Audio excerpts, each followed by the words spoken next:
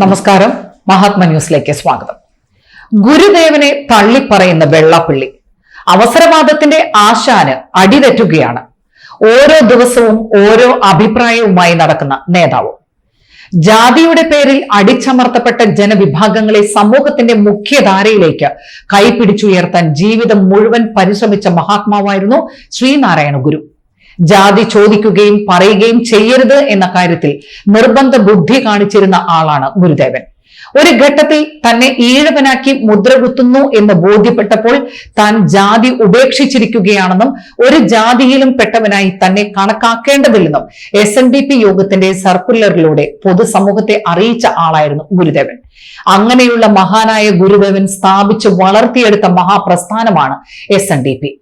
ആ യോഗത്തെ ഇപ്പോൾ നയിച്ചുകൊണ്ടിരിക്കുന്നത് വെള്ളാപ്പള്ളി നടേശനും കുടുംബവുമാണ്. എന്താണോ ശ്രീനാരായണ ഗുരു തന്റെ പ്രവർത്തനത്തിലൂടെ മുന്നോട്ട് വെച്ച ലക്ഷ്യം, അതിനെല്ലാം ഘടകവിരുദ്ധമായ നിലപാടുകളും പ്രസ്താവനകളുമാണ് വെള്ളാപ്പള്ളി നടേശൻ ഇപ്പോൾ നടത്തിക്കൊണ്ടിരിക്കുന്നത്. ജാതി പറയുന്നത് അഭിമാനമാണ് എന്ന രീതിയിൽ അദ്ദേഹം കഴിഞ്ഞ ദിവസം പ്രസ്താവന നടത്തി. സാക്ഷാൽ ഗുരുദേവൻ ജീവിതകാലം മുഴുവൻ എതിർത്ത ഒരു കാര്യത്തെയാണ് വെള്ളാപ്പള്ളി ഇപ്പോൾ ന്യായീകരിക്കുന്നത്. കേരളത്തിലെ സമുദായങ്ങളുടെ അംഗസംഖ്യ നോക്കിയാൽ ഏറ്റവും മുന്നിലുള്ള സമുദായമാണ് ഈഴവ സമുദായം. കേരളത്തിലെ ജനസംഖ്യയിൽ 26% ഈഴവ സമുദായത്തിൽ ജനിച്ചവരാണ്. ഇത്രയും വലിയൊരു ജനവിഭാഗത്തെ പരസ്യമായി നയിക്കുന്ന നേതാവ് എന്ന നിലയിൽ വെള്ളാപ്പള്ളി അതിന്റെ പരിശുദ്ധിയും കൃത്യതയും തന്റെ പ്രസംഗങ്ങളിൽ കാണിക്കാൻ ബാധ്യതയുള്ള ആളാണ്. ശ്രീനാരായണ ഗുരു എല്ലാ കാലത്തും ജാതിയെ തള്ളി പറഞ്ഞിരുന്നു. മാത്രവുമല്ല, കേരളത്തിൽ ഏറ്റവും കൂടുതൽ ക്ഷേത്ര നിർമ്മാണവും ക്ഷേത്ര പ്രതിഷ്ഠയും നടത്തിയിട്ടുള്ള മഹാന്മാരിൽ ഒന്നാമനാണ് ശ്രീനാരായണ ഗുരു. അദ്ദേഹത്തിന്റെ അനുവാദത്തോടുകൂടി നിർമ്മാണം പൂർത്തിയാക്കുകയും പ്രതിഷ്ഠ നടത്തുകയും ചെയ്ത ക്ഷേത്രങ്ങളിൽ ഭക്തരായി എത്തുന്നവരുടെ കാര്യത്തിൽ ഗുരു കർക്കശമായ നിലപാട് അന്ന് എടുത്തിരുന്നു. ഭഗവാനെ തൊഴാൻ ക്ഷേത്രത്തിൽ ഏത് ജാതിയിൽപ്പെട്ടവർ കടന്നു വന്നാലും അവർക്കും ക്ഷേത്ര പ്രവേശനം നൽകണം എന്ന് ഗുരു നിർബന്ധിച്ചിരുന്നു. ഇത് ലംഘിച്ച ചില ക്ഷേത്രങ്ങളിൽ അതിന്റെ നടത്തിപ്പുകാർക്കെതിരെ കർക്കശമായ ഭാഷയിൽ സംസാരിക്കുവാനും ഗുരു തയ്യാറായി. തന്റെ ഉദ്ദേശശുദ്ധി ക്ഷേത്ര കാര്യങ്ങളിൽ സമുദായാംഗങ്ങൾ പാലിക്കുന്നില്ല എന്ന ബോധ്യപ്പെട്ടപ്പോൾ ഇനി ക്ഷേത്ര നിർമ്മാണത്തിനും പ്രതിഷ്ഠയ്ക്കും താനില്ല എന്നുവരെ തീരുമാനിക്കാൻ ശ്രീനാരായണ ഗുരു തയ്യാറായി. ശ്രീനാരായണ ഗുരു വെറുതെ ഇത്തരത്തിൽ ഒരു തീരുമാനം എടുക്കുകയായിരുന്നില്ല. ഈഴവ സമുദായം എന്ന സ്വന്തം സമുദായമടക്കം താഴ്ന്ന ജാതിയിലുള്ള എല്ലാ ആളുകൾക്കും ഈശ്വരാരാധനയും ക്ഷേത്രവുമൊക്കെ നിരോധിച്ചിരുന്ന ഒരു കാലമായിരുന്നു ഗുരുവിന്റെ പ്രവർത്തനകാലം.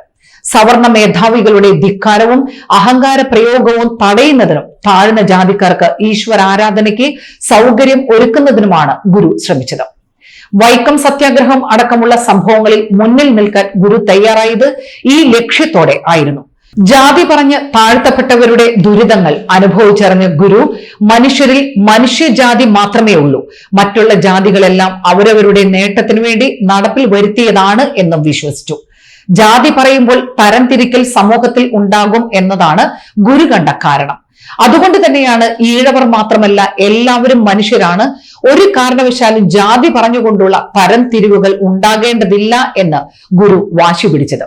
താൻ ജാതി വിട്ടിരിക്കുന്നു, മേലിൽ ഒരു ജാതിയും തന്നെ ബാധിക്കില്ല എന്നും തീർത്തു പറഞ്ഞ ഗുരുദേവന്റെ സ്ഥാനത്തിരിക്കുന്ന പുതിയ നേതാക്കൾ ജാതിയുടെ കണക്ക് പറഞ്ഞ് സർക്കാരിൽ നിന്നും എന്തെങ്കിലും നേടിയെടുക്കാൻ ശ്രമിക്കുന്നത് ഗുരുദേവനെ ആക്ഷേപിക്കുന്നതിന് തുല്യമാണ്. ഈഴവ സമുദായത്തിന്റെ അംഗബലവും ശക്തിയും ഭരണകൂടങ്ങളെ ബോധ്യപ്പെടുത്താൻ കഴിയുക എന്നത് ഇടപെടൽ നടത്തുന്ന സമുദായ മേധാവിയുടെ അന്യമായ നിലപാടുകൾ അനുസരിച്ചായിരിക്കും.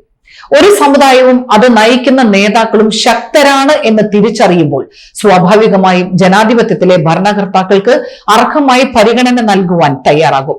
വെള്ളാപ്പള്ളി നടേശൻ SNDP യോഗത്തിന്റെ ജനറൽ സെക്രട്ടറി പദവിയിൽ എത്തിയിട്ട് 1/4 നൂറ്റാണ്ട് കഴിഞ്ഞിരിക്കുന്നു. ഈ കാലഘട്ടത്തിനിടയിൽ അദ്ദേഹം നടത്തിയിട്ടുള്ള പ്രസ്താവനകളും സ്വീകരിച്ച നിലപാടുകളും ഒരിക്കലും വ്യക്തതയുള്ളതായിരുന്നില്ല. ഒരു ദിവസം ഭരണകർത്താക്കളെ പുകഴ്ത്തി പറഞ്ഞാൽ മറ്റൊരു ദിവസം അവരെ ചീത്ത വിളിക്കുന്ന പ്രസ്താവനകളും നടത്തും. ഇത്തരത്തിൽ നിലപാടുകൾ ഇല്ലാതെ വരുമ്പോൾ സ്വാഭാവികമായും ഭരണകർത്താക്കൾ മുഖം തിരിക്കും. ഇതാണ് യഥാർത്ഥത്തിൽ കേരളത്തിലെ ഈഴവ സമുദായം നേരിട്ടുകൊണ്ടിരിക്കുന്ന പ്രതിസന്ധി. നന്ദി, നമസ്കാരം.